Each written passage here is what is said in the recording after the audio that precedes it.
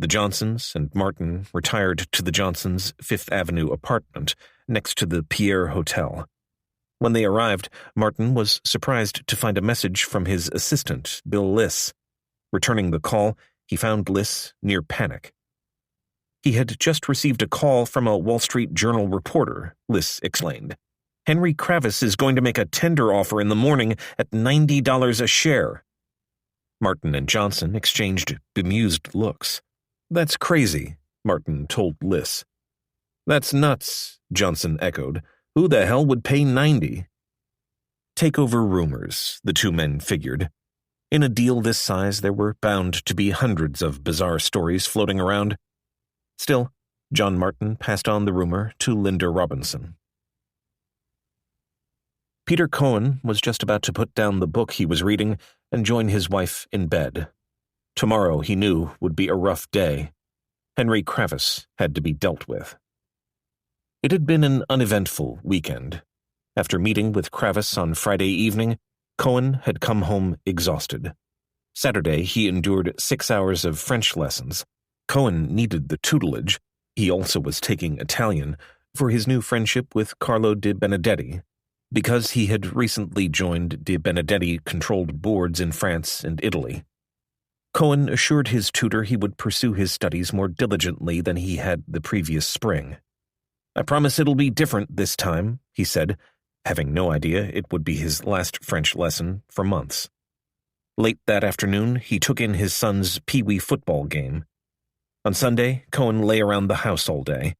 He talked several times with Jim Robinson and Tom Hill. All agreed Shearson should pursue its dialogue with Kravis. Cohen didn't have the slightest idea where the talks would lead, but it seemed smart to try and head off Kravis before matters had a chance to escalate. Cohen's phone rang. It was Linda Robinson, relaying news of John Martin's call and the disturbing rumor that Kravis was launching a tender offer for RJR Nabisco. I have trouble believing that, Cohen said. Someone's just playing around with you. Like Johnson, he tossed it off to the usual rumors that accompany any large takeover bid. Linda Robinson thought that sounded plausible. Less than an hour later, Robinson called again. She had gotten a call herself from a reporter passing along the same rumor. That can't be right, Linda, Cohen repeated. We're supposed to meet with Henry tomorrow. Why would he do something like that without the benefit of another conversation? It doesn't make any sense. It's just rumors. Before the night ended, Linda Robinson made a final call to Johnson and passed on the news of the second reporter's call. She assured him he didn't need to worry. Myron says it's impossible, she told him, using her pet nickname for Cohen. They're going to be meeting in the morning. For the first time, though, Johnson allowed himself a moment of concern. Holy Christ, she got a call, too, he told Laurie after bidding Linda Robinson good night. This is strange. Could it be real? Johnson thought. No, it had to be rumors. It just didn't make sense. Hell, he mused, even if Kravis were going to top their proposal, he wouldn't do it by $15 a share. Nah, couldn't be. Bill Strong, the Solomon Brothers banker, rose early Monday morning at his Summit, New Jersey home, psyched up for the day ahead. Today was the day the deal-makers at staid old Solomon Brothers entered the 21st century. At 20 minutes past 5, Strong slipped into his black BMW 735 IL and headed for a nearby newsstand. 20 minutes later, he was cruising toward the Holland Tunnel, a pile of newspapers lying unread on the passenger's seat, when his car phone rang. It was a Solomon associate, David Kirkland. Kirkland had just heard on CBS radio that Henry Kravis had announced a $90 a share tender offer for RJR Nabisco. Oh, Christ, Bill Strong said. Johnson's attorney, Steve Goldstone, was pulling on a pair of sweatpants at 6 a.m. when the phone rang. The lawyer had recently moved into an apartment at United Nations Plaza. He had taken to using the downstairs gymnasium to work off stress. KKR has launched a tender offer, Tom Hill said matter-of-factly, quickly outlining what few details of the offer were known. At first, Goldstone didn't understand. "Tell me what it is again?" Hill repeated what he knew. "And the price?" Goldstone asked. $90 a share. Goldstone was shocked. Never, in all their weeks of preparation, had he heard anything to prepare him for so high a number. Shearson had said it didn't expect the deal to go for more than $80. "Say that again? 90? 90? Yes. I'll come down to your office right away." Goldstone numbly slipped off his gym clothes. That call, he would remember months later, literally knocked my socks off. The Monday editions of both the Wall Street Journal and the New York Times carried the news that Kohlberg Kravis was set to launch a $90 a share tender offer for RJR Nabisco. Dick Beatty's jaw dropped when he picked up the papers. Somewhere there had been a leak.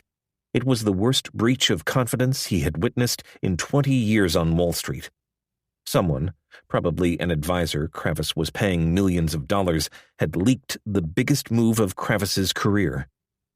Beatty was still agog when Kravis called around 7 o'clock. "Have you seen this fucking story in the Times?" he asked, practically screaming. "Yeah, I'm damn mad about it. It's that goddamn Beck." "No, Henry. Yes, it is." Kravis, homing in on a reference to Drexel Burnham in the Times story, had instantly fingered Jeff Beck as the culprit. For years he had put up with Beck's silly hijinks, the dumb jokes, the hysterics. Now Beck would have to pay. Kravis was still livid when he arrived at his office a half-hour later. Whatever reservations he had harbored toward the tender offer were now moot. The leak had forced his hand. He had to go forward with the offer. He directed that the bid be formally announced at 8 o'clock. Trying to set aside his blinding anger at Beck, Kravis scribbled down a list of people to call. It was short, just 5 names: Charles Hugel, Ross Johnson, Jim Robinson, Peter Cohen, and Ira Harris, now working with the special committee. The first 4 Kravis couldn't immediately reach. At 20 minutes to 8, he reached Ira Harris at his Chicago apartment. Harris, who constantly battled a weight problem, was slogging aboard a treadmill when Kravis called. "Oh my God," Harris exclaimed when Kravis disclosed the looming tender offer. The Chicago dealmaker reminded Kravis that, as an advisor to the board, he was strictly neutral in this takeover. But any bid that boosted the payout to shareholders was bound to be good news to RJR Nabisco's board. "Henry," he said, "that's great." Peter Cohen rose early Monday morning, ducking into his chauffeured limousine by 7:30 for the drive to Shearson's downtown headquarters. After dropping off his children at school, Cohen's car was cruising down Park Avenue when his wife, Karen, rang. "Henry just called, looking for you." Cohen, who hadn't yet read the papers that morning, reached Kravis minutes later. In all their conversations, at dinner parties, openings, even on the ski slopes, he had never heard Kravis's voice so tense. "Peter, I'm just calling to let you know we knew what you were up to all weekend. Because of it, we're announcing a tender offer at 8 o'clock to buy RJR at $90 a share." "Henry," Cohen said, fighting back his irritation, "what exactly was I up to all weekend?" "You know, trying to lock up the banks and all that. We knew about that. We know about the board meetings, too." "I don't know where you got that stuff, but nothing remotely like that took place. Those board meetings have been on the calendar for months." "Henry, what are you doing? I was going to call you. Have I ever said something and not done it?" "Let me tell you something," Cohen continued. "You're making a mistake, Henry, and I think you're underestimating us." Cohen made no effort to hide his disgust. Hanging up, Cohen's anger quickly gave way to shock, then worry. As the limo whisked him downtown, Cohen tried to figure out what had happened. Something had set Kravis off. He dialed Shearson's lead attorney, Jack Nussbaum. "Why are they doing this? I can't understand it. This is crazy," Cohen said, his voice rising. "He was supposed to get back to me." Neither man could guess what had gone wrong. Nussbaum said there had to be more to it. If it was a tender offer, it wasn't much of one. For one thing, Kravis couldn't have arranged $20 billion in financing in 3 days. "How on earth can they make a tender offer, Peter?" Nussbaum said. "They've got no financing. It's got to be illusory. And he wouldn't dare do a hostile deal."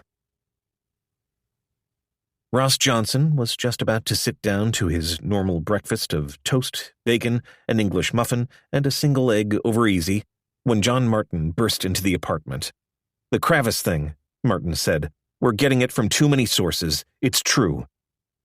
"No," Johnson said. "No, it couldn't be true," he stammered. "It made no sense. $90 a share? It was insane." "But it's true," Martin said. Johnson immediately thought of Cohen's meeting with Kravis. Something must have happened Friday night to set him off. Something he wasn't told about. "Somebody's sure pissed off somebody," Johnson said. "I'm going to get to the bottom of this."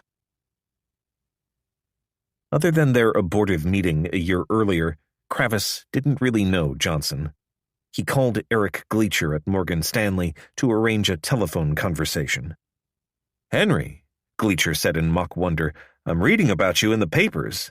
He laughed, unable to resist taking a shot at Jeff Beck, his competitor. "Can you believe these Drexel guys?" "God damn it," Kravis fumed. "I've never been so mad in my life. Can you believe this? I almost dropped Drexel right out of this deal." Chuckling to himself, Gleacher phoned Johnson in Atlanta. Johnson returned the call minutes later from his New York apartment. The Morgan Stanley banker was surprised to find Johnson in his usual high spirits. If Kravis's offer had thrown him for a loop, Johnson wasn't letting it show. "God damn, what a price!" Johnson exclaimed. "Boy, this is crazy. But what a great job we've all done for shareholders." Gleacher didn't know what to make of Johnson. Did the guy really not care that he was losing his company? Maybe his job? When Johnson called Henry Kravis a few minutes later, Kravis, too, was surprised by the onslaught of cheerfulness from RJR Nabisco's president. Johnson sounded anything but shaken by news of Kravis's move.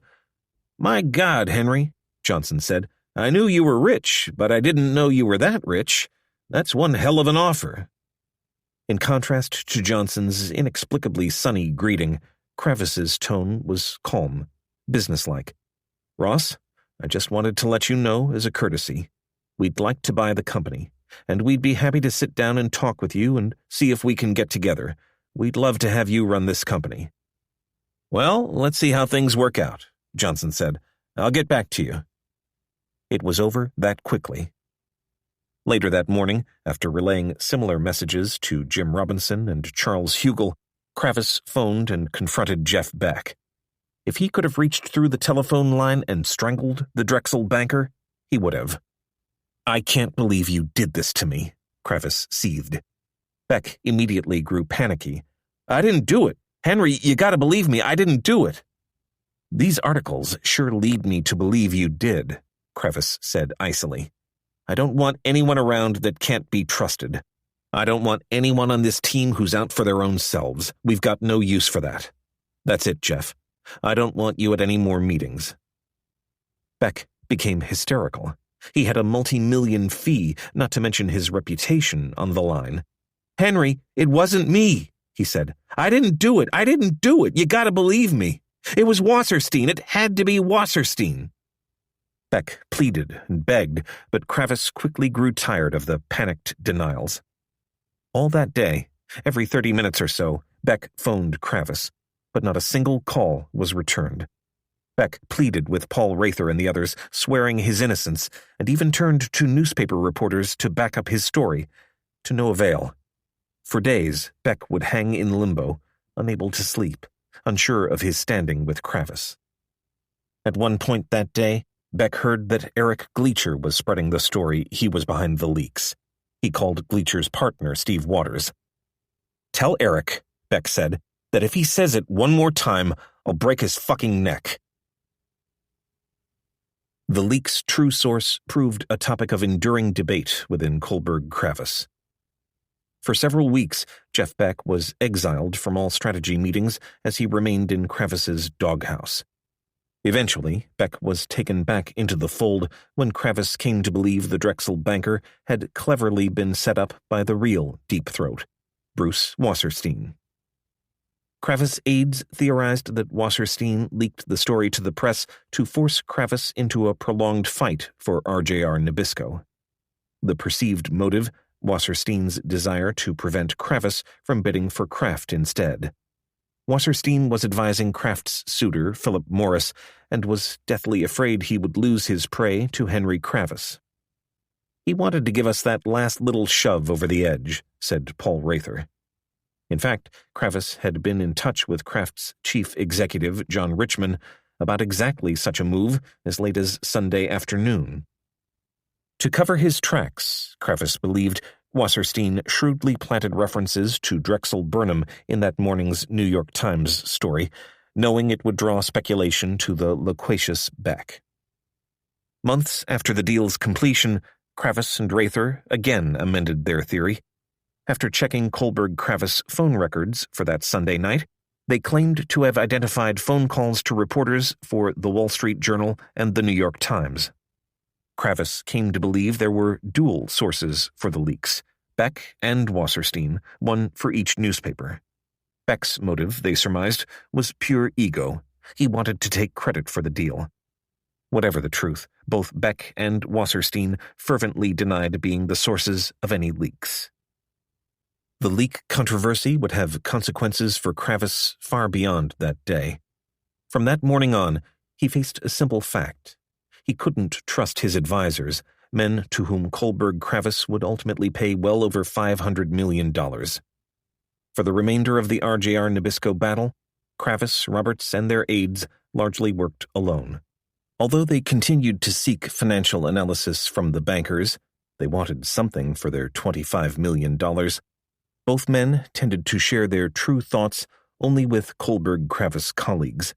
At times, they intentionally misled their own bankers, hoping a Wasserstein or a Beck would inadvertently spread misinformation. Kravis's announcement went off like a bomb in John Goodfriend's lap. RJR Nabisco's stock skyrocketed on news of the Kravis bid, forcing Goodfriend to put Sullivan's plan to buy RJR Nabisco stock on hold.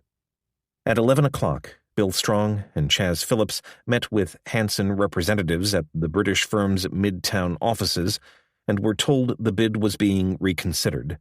By 3 o'clock, it was dead. By evening, the previous night's meeting had receded into the Solomon banker's consciousness like a bad dream.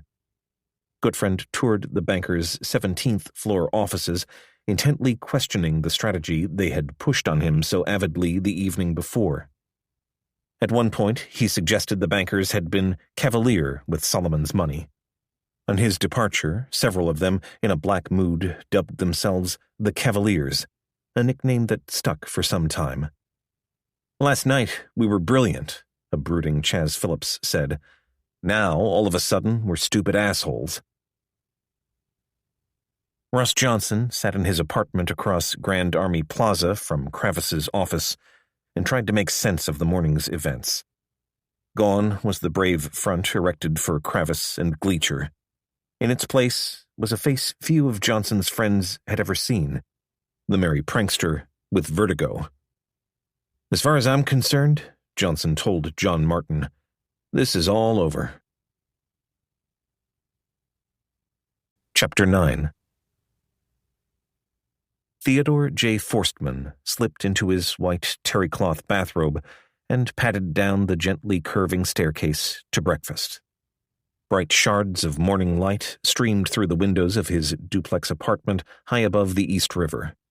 Far below, Monday morning commuters poked their way through the traffic snarl on Franklin Delano Roosevelt Drive. In the kitchen, Forstmann could hear his maid, Noemi, readying his usual breakfast of coffee, bagels, and half a grapefruit. He looked forward to a leisurely breakfast. It gave him time to read the morning papers. At 49, Ted Forstmann maintained the solid build and broad shoulders of an ex-athlete. His tennis game was better than it had been as a teenager. So good, in fact, he sometimes volleyed with professionals.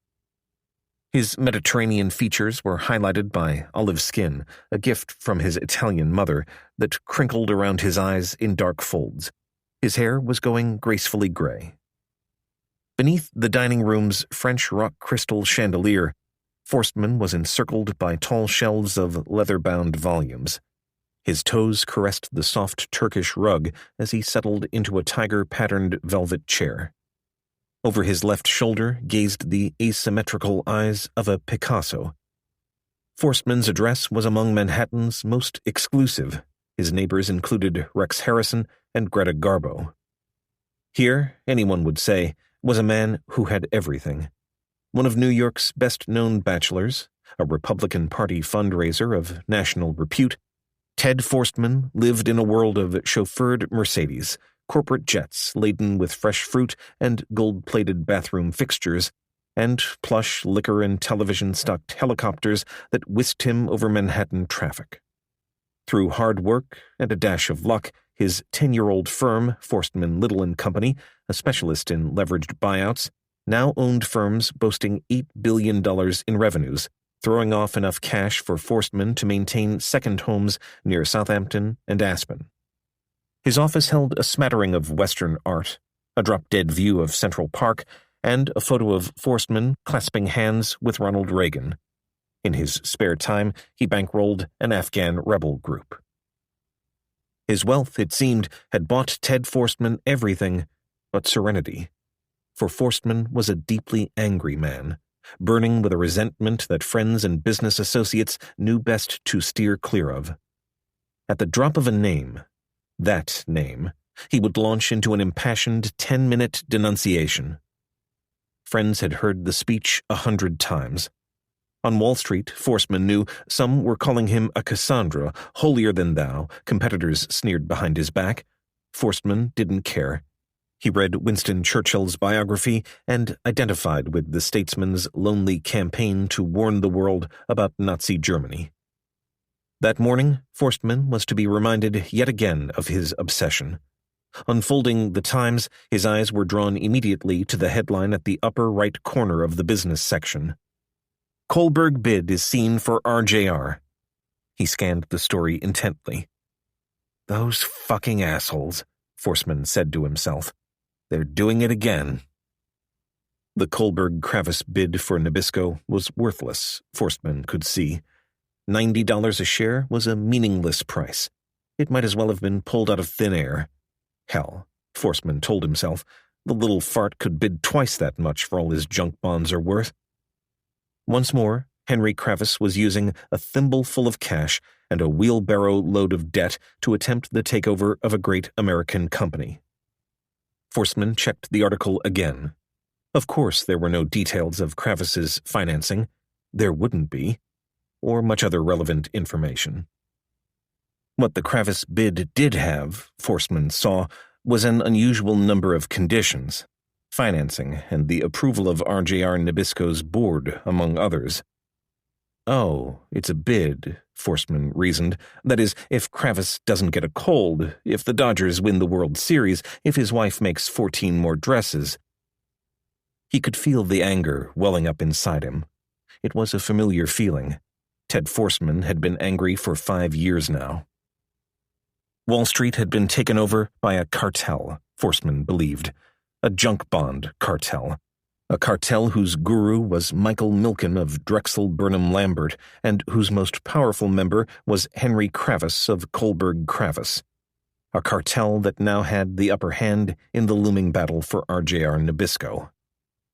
The cartel's product, the high-yield or junk bond, was by 1988 being used to raise money, usually for takeovers, by virtually every major investor, brokerage house, and leveraged buyout firm.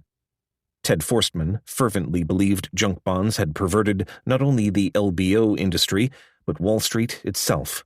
Almost alone among major acquirers, Forstmann Little refused to use them.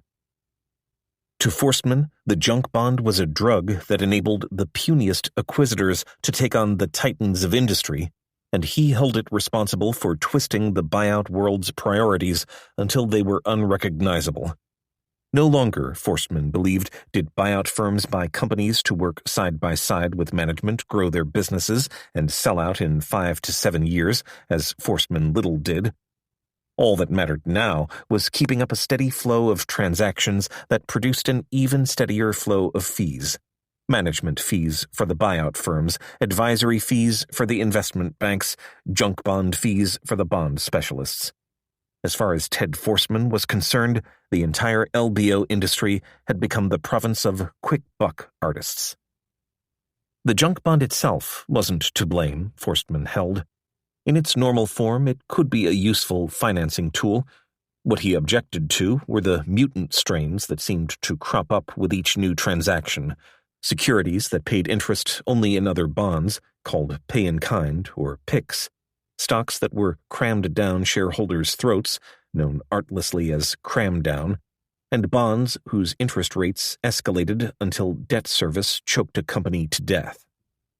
Forstmann derided these securities as funny money, play dough, and his personal favorite, wampum.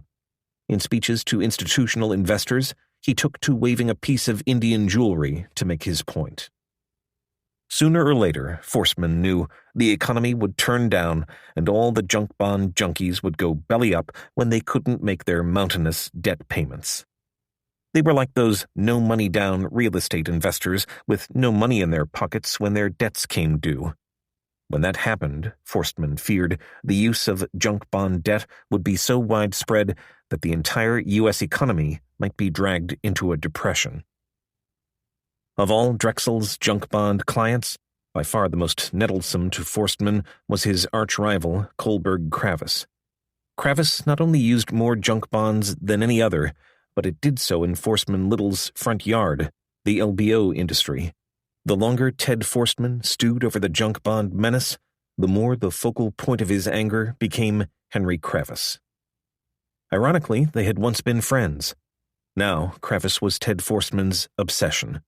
Forstmann saw the contrast in terms that approached the apocalyptic. To him, Kravis was nothing less than a Wall Street Faust who sold his soul for a pile of junk bonds and a new takeover every Monday morning.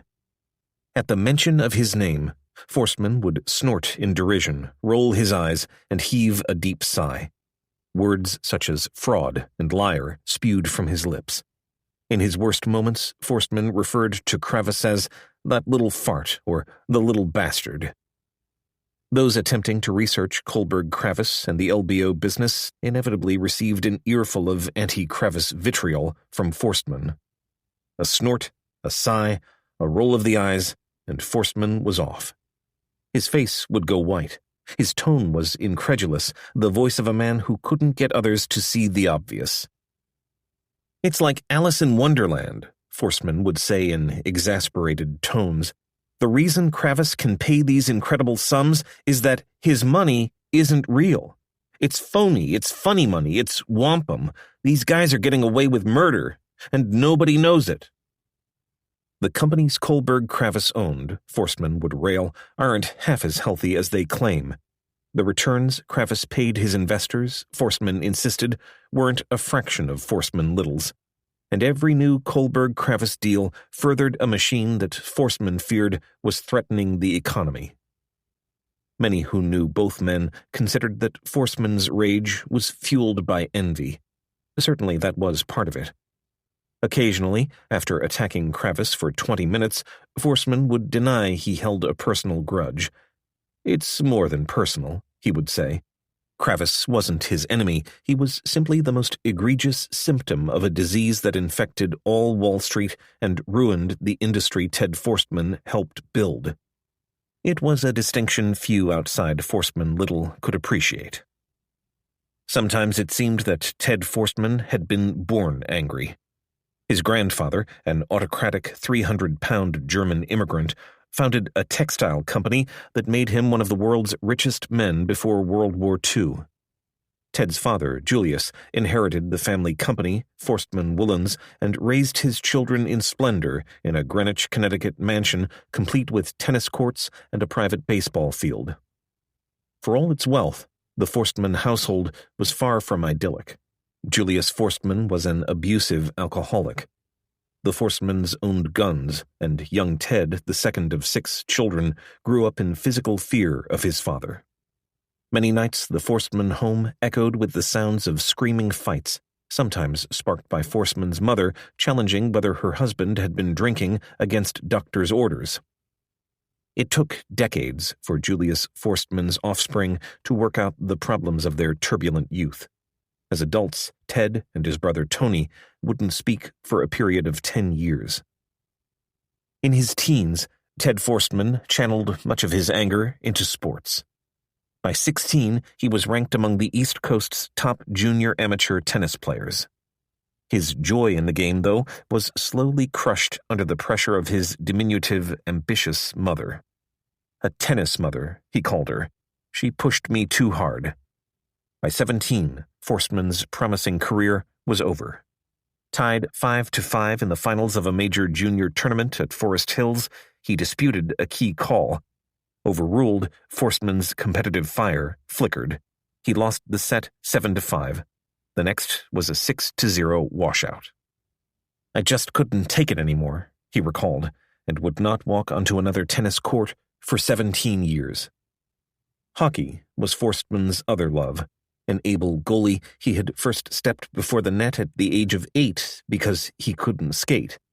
He liked the independence afforded by the big goal at his back, the feeling that his success turned on no one but himself. At Yale, Forstman became a straight C student and an All-East hockey goalie. After graduation, Forstman turned down an invitation to join the U.S. national team at the World Championships without ever knowing quite why. Instead, he wandered for a year through a succession of minor jobs, teaching gym at a reform school, working for a Washington law firm. He was, he would later say, a mixed-up kid attempting to come to grips with his childhood. Then, his father died. Julius Forstman's fervent wish had been for his second son to attend law school, and Ted Forstman enrolled at Columbia 3 months after his father's death. But the money from his father's estate began to dwindle soon after. Forstman Woolens had failed and was sold. His father's estate, while paying for tuition and books, gave Forstman a paltry $150 a month. To live as he was accustomed, the rich kid from Greenwich took to high-stakes bridge games. Always a good card player, Forstman was soon living in a $350 a month apartment in Midtown Manhattan. Upon graduation, he joined a small Manhattan law firm, and for 3 years, Forstman endured the minutiae of corporate legal work. Many days he sneaked out by 4 p.m. to a bridge game where, on a good night, he could rake in $1,500. Forstman detested the long hours spent in law libraries doing research for senior partners, but he had too little self-confidence to leave, until the day the small firm reeled in a major Wall Street bond underwriting and presented the young lawyer with the ultimate menial job. Forstman, the senior lawyer, had proudly intoned, "You will be our liaison with the printer." At that moment, Ted Forstman made up his mind to flee the restraints of the legal world. He landed with friends at a small Wall Street firm where he learned the ins and outs of stock underwritings and other sundry financial tasks. Soon he chafed at that as well, impatient for more responsibility and outraged at what he considered his underpayment. Forstman spent 6 months at another small investment firm, Faraday and Swartwood, where he toiled side by side with a hard-working young Oklahoman named Henry Kravis. Forstman soon left, joining still another obscure, now-defunct investment firm. For 3 years there, he dabbled in underwriting, investment banking, and merger work. In the end, though, it was the same old story. Forstman found the constraints of office work under senior executives' watchful eyes suffocating. "The fact is, I was never a good employee," Forstman said. "I never did what I was told, and I always screwed up the chain of command." In 1974, Forstman was 35 years old, out of work, and running out of money. He was too proud to ask his mother for more and cringed at the idea of soliciting his older brother Tony, who had founded a successful money management firm, Forstman Leff Associates. After selling his car, Forstmann had $20,000, which he figured would last a year. To pay the rent, he hustled at the bridge table and on the golf course, and worked sporadically, attempting to arrange deals among his Wall Street friends. Approaching middle age, Ted Forstmann was a Wall Street refugee, a minor league playboy, and a sorry bet to ever make his mark in life. One thing Forstmann had, though, was a seat on the board of directors at Graham Magnetics, a small Texas company he had helped take public in his last Wall Street job. Running out of options, he convinced the company's president not only to sell his firm, but to let Forstmann handle the auction. With no office, Forstmann conned his brother's secretary at Forstmann Leff into taking his phone calls. He promised her a mink coat for telling callers he was in a meeting and quickly relaying messages to his apartment. It took 18 months to sell Graham Magnetics. I was very inept, Forstmann would recall. But when the deal closed, he was $300,000 richer. He took an office at Forstmann Leff and tried putting together more deals. Forstmann would try anything, at one point even attempting to peddle spare furnace parts to the Shah of Iran's government. Among Forstmann's golfing buddies at Long Island's exclusive Deepdale Country Club was Darrell Ruttenberg, then president of an industrial company named Studebaker Worthington. Forstmann was forever attempting to arrange deals for Ruttenberg, so when Forstmann's younger brother Nick, then working at a startup firm named Kohlberg Kravis Robertson Company, said he wanted to arrange a meeting with the executive, Forstmann, smelling a commission, did so promptly. It was a meeting that changed Ted Forstmann's life. In it, he and Ruttenberg listened to Henry Kravis and Jerry Kohlberg propose something they called a leveraged buyout. Forstmann was familiar with the concept, but had never attempted anything like it during his own Wall Street career. Ruttenberg heard them out politely, then turned to Forstmann after the pair left. "Isn't that kind of what you were talking about?" Forstmann wasn't quite sure what Ruttenberg meant. "Well," he said guardedly, "yeah, sort of." "Well," Ruttenberg continued, "what do those guys have that you and I don't have?" "Nothing." "Okay. How would you go about doing this?" "I would need some money first." The conversation led to Ruttenberg's proposing to bankroll Forstmann in a new firm. The executive and a group of his friends would chip in, and Forstmann and his brother would try their hand at leveraged buyouts. Ruttenberg told Forstmann something the younger man would never forget. "I have a reputation. It's all I have, and I don't want to lose that reputation," he said, and Forstmann embraced that principle as a creed. Teaming up with a former investment banker named Brian Little, Forstmann, Little and Company opened its doors in 1978. 3 men, 2 salaries, Ted didn't take one for years, and 1 secretary. Forstmann Little was among the first LBO firms to raise money directly from giant pension funds, a practice pioneered by Kohlberg Kravis. Like a real estate salesman, Ted Forstmann's pitch was simple: reputation, reputation, reputation. Crisscrossing the country on money-raising tours, Forstmann, bluntly honest, at times self-righteous, and a bit naive, perfected a spiel that became his trademark. It was endearing to partners, irksome to allies, and outrageous to opponents. It began with the reputation, the best on Wall Street, ask anyone, escalated into a discussion of Forstmann Little's financial strengths and old-fashioned ways, and, especially in later versions, climaxed with an all-out attack on the evils of junk bonds. For all the bluster, Forstmann Little's returns were first-rate. In 3 to 5 years, it sold the companies it bought for 4 to 10 times the purchase price.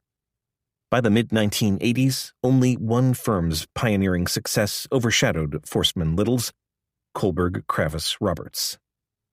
The first signal that Forstmann Little's world was changing came in 1983, when the firm won a bidding battle to acquire Dr. Pepper Company, the Dallas soft drink franchisor. Forstmann's opponent, Castle & Cook, was backed by Drexel Burnham's Milken, then an obscure California bond trader.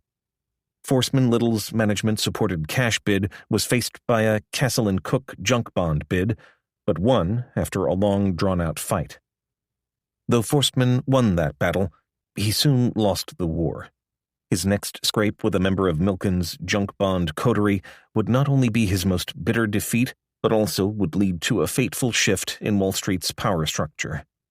In 1985, Revlon, the international cosmetics giant, came under attack from little-known Philadelphia investor Ron Perlman.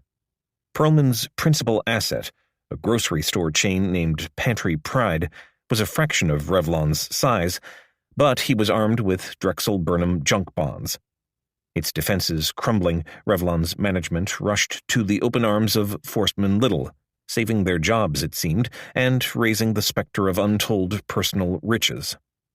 But Perlman won out when a Delaware court, in a precedent-setting move, ruled that key components of Forstmann's merger agreement unfairly discriminated against Pantry Pride. Revlon was the first hostile takeover of a major public company by a junk bond-backed buyer, and it opened the gates for a string of similar battles, including a string of attacks by raiders such as Paul Bilzerian and Sir James Goldsmith. In an odd way, Ted Forstmann held himself responsible for the carnage junk bond-financed raiders wrought on corporate America. The triumph of junk bonds was more than an affront to Forstmann's morals, of course. It was laying waste to his business as well. Because the use of junk bonds allowed corporate raiders to raise money cheaply and easily, it tended to drive up the prices of takeover targets. Forstmann found himself being outbid for companies where once he had no competition. In many cases, he refused to enter a takeover battle when junk bond buyers had driven up prices beyond reason, and as a result, he found himself completing fewer and fewer deals. Finally, the unthinkable happened. In 1987, after raising a then-record $2.7 billion buyout fund from investors, Forstmann Little failed to propose a single new leveraged buyout. What should have been the height of Ted Forstmann's power on Wall Street was instead its nadir. At first, Forstmann directed his anger at Drexel Burnham. Once, a Milken lieutenant visited Forstmann Little and, in a meeting arranged by a young Forstmann associate named John Sprague, suggested the firm jump on the junk bond bandwagon. Forstmann chatted politely with the Drexel banker, shook his hand farewell, and then called Sprague into his office. "John," he told the younger man, "you've got a long and profitable life ahead of you here, but don't ever bring another piece of slime like that in here again." Forstmann's alarm grew as other Wall Street brokerages, initially cool to junk bonds, flocked to grab a piece of the burgeoning market. "Imagine 10 debutantes sitting in a ballroom," Forstmann told a gathering of Securities and Exchange Commissioners. "They're the heads of Merrill Lynch, Shearson Lehman, and all the other big brokerages. In walks a hooker. It's Milken. The debutantes wouldn't have anything to do with a woman who sells her body for $100 a night. But this hooker is different. She makes $1 million a night. Pretty soon, what have you got? 11 hookers." Never before had Forstmann known such frustration. Only during periodic disruptions in the junk bond market was Forstmann Little able to compete on an equal basis for large takeovers. The firm succeeded in grabbing its largest prey to date, a California defense contractor named Lear Siegler, after the market for junk bonds temporarily dried up following disclosure of the Ivan Boesky insider trading scandal in November 1986. Again opposed by a Drexel Burnham client, Forstmann took his crusade right to Lear Siegler's board. "Before I tell you who we are," Forstmann told the assembled directors, "let me tell who we are not. We are not, nor will we ever be, a client of Drexel Burnham Lambert." Forstmann detected an audible gasp from the direction of a Drexel banker present. "We have not, and we will not, issue crazy paper to put the companies we buy in jeopardy. We are real people with real money." Forstmann recalled that the directors then applauded. Remarkably, Forstmann had gone head-to-head with Kravis in just one deal, but it was a deal that left an indelible mark on Forstmann's psyche. In the spring of 1988, 6 months before the RJR Nabisco fight, Kraft put its Duracell battery unit up for sale. Forstmann had ardently and successfully wooed Duracell's management. So close did he grow to Duracell's president, C. Robert Kidder, that the executive took the extraordinary step of pleading with Kraft's senior management not to sell Duracell to a junk bond buyer such as Kohlberg Kravis. Kidder warned in a letter that such a move would ruin the company. With Forstmann's fingers tightly crossed, Kidder made the same plea to Kravis, who also coveted Duracell. Kravis not only rejected the executive's plea, he upped his offer for the company, swamping a bid by Forstmann-Little and leaving Ted Forstmann to rage anew. Through the summer and fall of 1988, Forstmann's ire rose unchecked. He looked on aghast as Kravis broke one of the LBO industry's most sacred tenets, secretly accumulating stock positions in Texaco and Kroger, much as a hostile raider would. The aggressive tactics forced Forstmann into an agonizing reappraisal of his own beliefs. Maybe I'm wrong, he wondered in quiet moments. Maybe I'm the one who's missing the dawn of a new financial age. His younger partners suggested he rethink his opposition to junk bonds. His girlfriend urged him to forget Kravis, quit worrying, and enjoy his riches. Forstmann tried to relax, but found his long-held convictions only grew stronger. Just weeks before the RJR deal broke, Forstmann finally vented his feelings publicly, taking friends' advice and authoring an anti-junk bond diatribe for the Wall Street Journal's editorial page. The article was to appear Tuesday, October 25th. Today's financial age has become a period of unbridled excess, with accepted risk soaring out of proportion to possible reward, Forstmann wrote. Every week, with ever-increasing levels of irresponsibility, many billions of dollars in American assets are being saddled with debt that has virtually no chance of being repaid. Most of this is happening for the short-term benefit of Wall Street's investment bankers, lawyers, leveraged buyout firms, and junk bond dealers at the long-term expense of Main Street's employees, communities, companies, and investors. LBO specialists would recognize key passages of Forstmann's article, a criticism of investments in such cyclical industries as oil and forestry, for example, as thinly veiled attacks on Henry Kravis. Watching these deals get done, Forstmann concluded, is like watching a herd of drunk drivers take to the highway on New Year's Eve.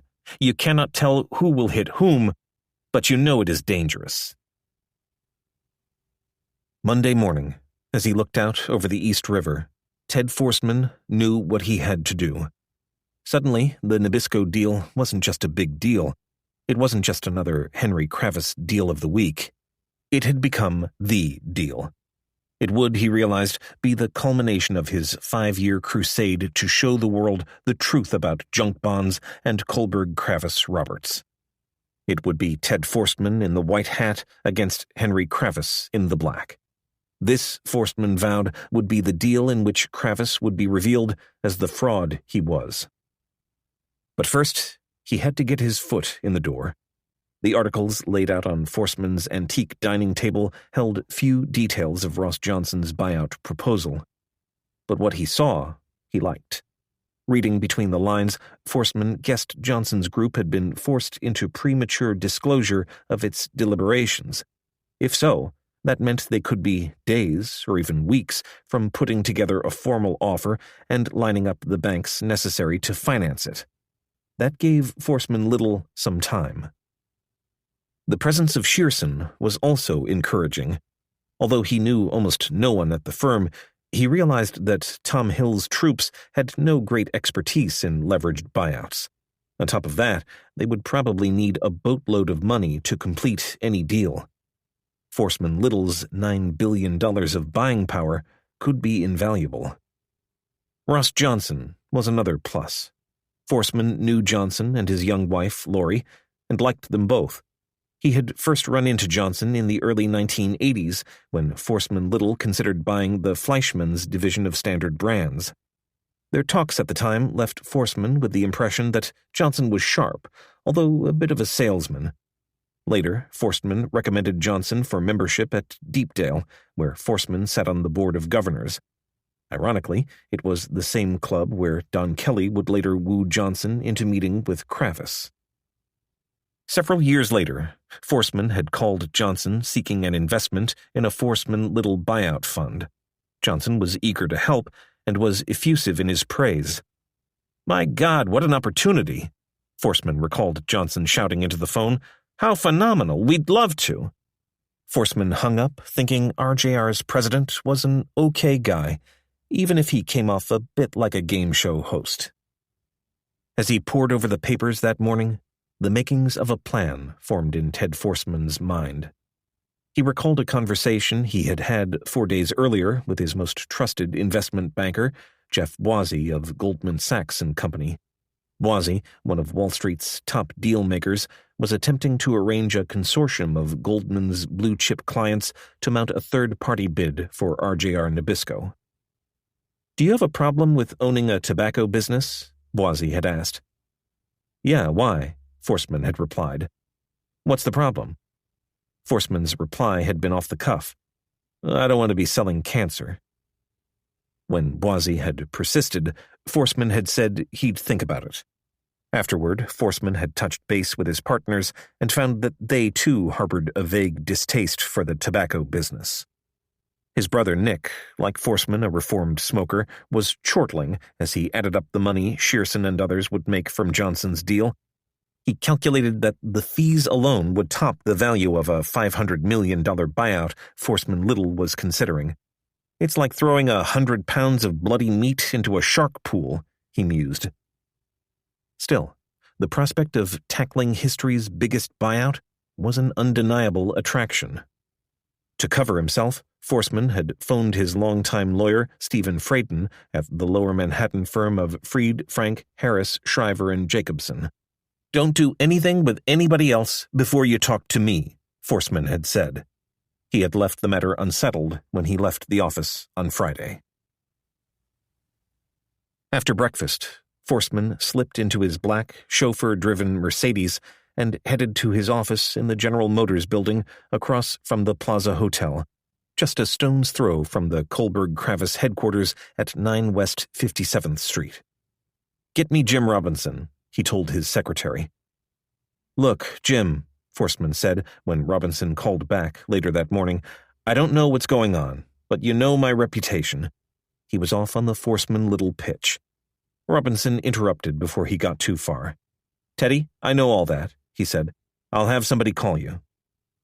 Forsman was satisfied. It was a first step. The showdown was fast approaching. He could feel it. It was time to make a stand. But there was something else. Some other emotion Forsman wasn't proud of, and whose existence he wouldn't admit to himself until months later. Down deep, Ted Forsman knew he wanted to hurt Henry Kravis. Fuck them. This is not going to be the next KKR deal, Forsman vowed to himself. I know Ross Johnson. I know Jim Robinson. Henry Kravis will not run off with this deal. Chapter 10. Pandemonium reigned at Shearson Monday morning.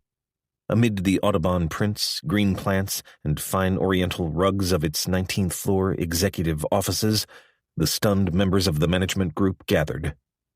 Rather than face the obvious folly of their earlier preparation, Cohen, Hill, and the others directed their anger toward Kravis.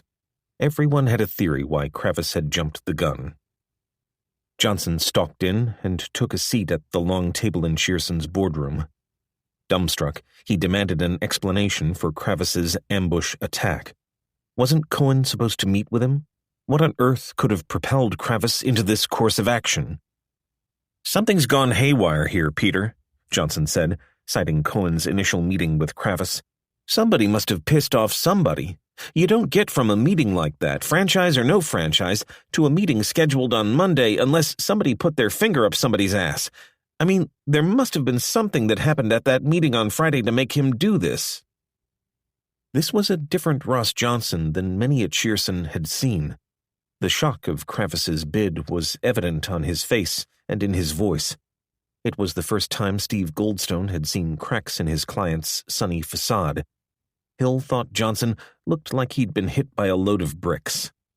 "I thought everything was okay," Johnson repeated. "I thought you were going to meet with the guy. What the hell happened?"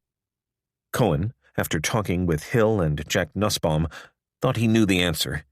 It was Bruce Wasserstein and the other Wall Street advisors.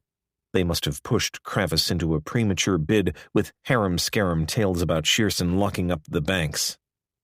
Each of Kravis's advisors, Cohen explained to the group, Drexel, Morgan Stanley, and Wasserstein-Perella, had its own reasons to want Shearson's big deal crushed.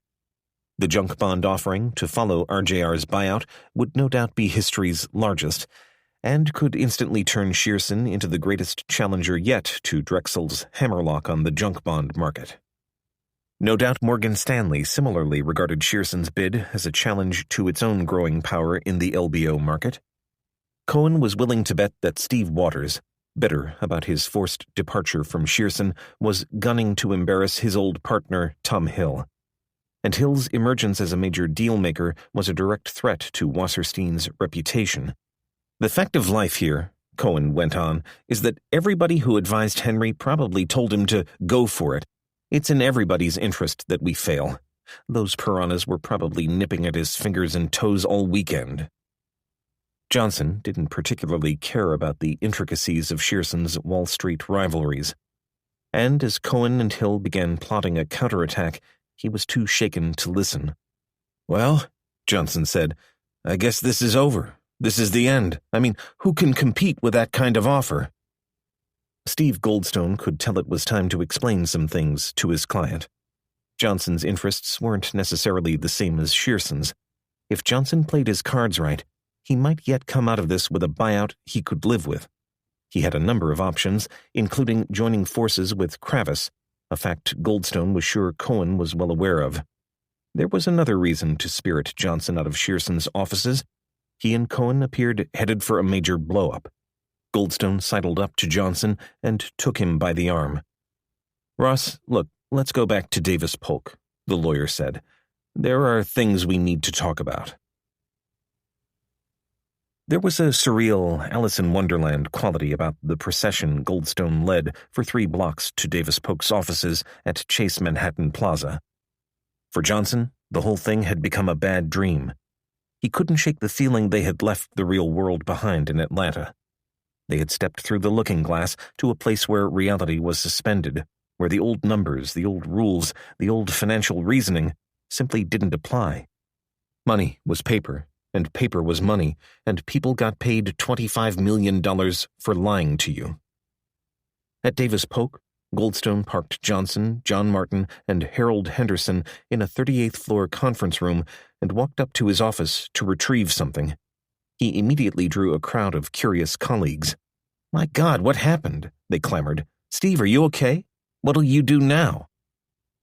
Goldstone stared out his office window north toward the Art Deco spire of the Chrysler building. "The outlook is not good," he said slowly. "Everything has changed. Either we'll reach an agreement with Henry or what, he didn't know. Kravis had caught them totally off guard. To fight him would mean throwing out every financial and operating assumption of the $75 bid and starting over from scratch. He wasn't at all sure Johnson was willing to do that. When Goldstone returned, he found Johnson pacing up and down. The group with him looked shell-shocked. The enormity of what had befallen them was sinking in. The prospect of instant riches had vanished, gone in the 4-bell ring of the Dow Jones ticker announcing Kravis's arrival on the scene. "At this point, this is over," Johnson was saying. "I mean, if this is right, this is ridiculous. If they've got the money, it's all over." Again and again he wondered what Cohen could have done to set Kravis off. Goldstone tried to swivel Johnson's focus from the past to the future. Kravis's ambush drastically raised the stakes.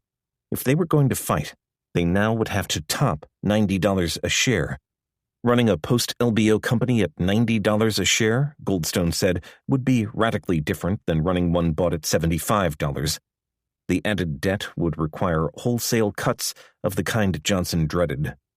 The planes, the Atlanta headquarters, even Premier would have to be reassessed. "Ross," Goldstone said. "You've got to decide whether you are willing to operate this company above 90. If you're willing to do that, then the next decision is Shearson's. The decisions are now Shearson's to make. It's not your money." First, Johnson said, he wanted to know a lot more about Henry Kravis's bid. What did Kravis really want? Could they get rid of him somehow? How on earth could Kravis get $90 of value when Shearson only got $75? No, Johnson said, he wasn't going to decide anything until he heard more from Kravis. Cohen would talk to him and find out what had happened. Then, and only then, would they decide their next move. Goldstone emerged from the conference room at one point to find Tom Hill loitering outside. The lawyer smiled to himself. It was obvious Hill had come over to keep tabs on Johnson and make sure he didn't do anything drastic. Like talk with Henry Kravis. The Kravis camp emerged Monday afternoon to assess the damage from its morning announcement. In the days to come, Dick Beatty would be Kravis's most effective source of intelligence. Over the years, the soft-spoken lawyer had built a loyal circle of Wall Street friends. His work with Shearson gave him especially good contacts among Cohen's troops. The best was Bob Millard, Shearson's head of risk arbitrage trading. The two were old friends, and Millard was half expecting Beatty's call that afternoon. It was the first of many conversations the pair would have in coming weeks, and they would prove to be invaluable to Kravis.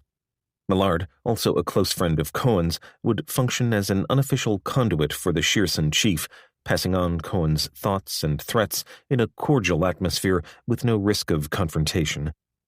Beatty, while arguing Kravis's ideas, usually got a good sense of the Shearson group's strategy.